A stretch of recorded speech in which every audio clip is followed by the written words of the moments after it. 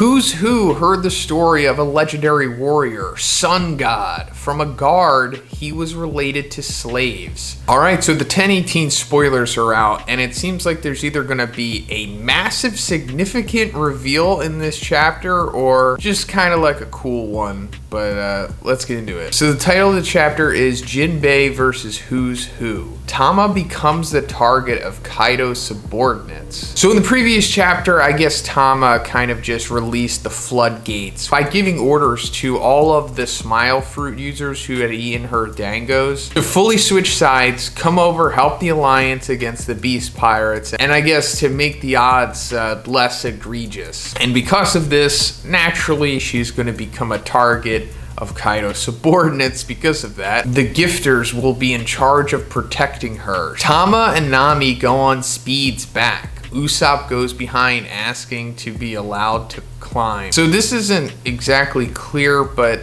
maybe this is Oda trying to do like a lewd joke or something. Nami tells Zeus that they are now companions. Zeus is very happy. So I guess that's like the confirmation that these two are going to be a thing from this point on. In case you're unaware, there was some kind of trickery that happened a couple chapters back with Big Mom, Nami, Zeus, Hera, and the Climattact. And through a crazy sequence of events, Zeus's soul is now in the Climattact, and he's like fully on board with Nami. He no longer has allegiance to Big Mom anymore. So this is like Nami's major power up, and I'm on board with it. I like it. I also like that, you know, she has to deal with like a sentient power up, and he's already proven to be pretty powerful. Like, he was giving Ulti a pretty good fight. CP0 analyzes the battle after the last change. They also mention Who's Who. So this is what I was talking about in my previous review. How they're like Oda's expositional mouthpiece, but also like war analysts that will just go back to them every time something, you know, significant happens in the war. Like how I was talking about with Tama, like giving the orders for everyone who ate her dangos to switch sides. I knew that this was going to trigger CP0 to like give us the updated numbers on everything. Now they're also mentioning Who's Who because it was revealed in the previous chapter that he was in fact CP9 in the past. And I'm really eager to see what they have to say about him because all of this is pretty fascinating. The rest of the chapter is Jinbei versus Who's Who. Who's Who curses Shanks for stealing the Gomu Gomu no Mi. So that was also revealed in the previous chapter. Not only was Who's Who a CP9 agent, but it's also kind of implied that he was either leading the mission to recover the rubber fruit, or he was at least a part of it, and he was on the ship that was transporting it back to the world government. But like mid-transit, the red hair pirates intercepted their ship, and from this it seems as though Shanks was the one who straight up stole the fruit. And that raised a whole bunch of other questions, such as like, okay, so what is the significance with the fruit? Why does the world government want it? Obviously it's important if they're sending Cypher Pole after it, and there's also could be a reason why Shanks went after the fruit. Now, it also could just be a coincidence that Shanks is just, you know, a Chad, and if he just comes across a marine ship out there and it's not like an admiral or somebody, then he's gonna raid it. That could easily explain it, or maybe there's some significance to the fruit, like we were talking about before. Maybe he went after that fruit because of its significance, possibly. Now, what exactly is this significance? Well, your guess is as good as mine. Maybe it could have belonged to Roger, although I think that Roger maybe didn't have a devil fruit. Just my assumption at this point. But maybe it belonged to Joy Boy, who we're going to be talking about again in this video. Or maybe it belonged to Rox, although it seems like Rox maybe had the Yami Yami no Mi, if he did have a fruit. In addition to having eaten the Gomu Gomu no Mi, Who's Who is angry with Luffy for wearing Shanks' hat. So the hat is brought up too, and here it just seems like, you know, just because it was Shanks' aesthetic, and I'm sure Who's Who blames Shanks for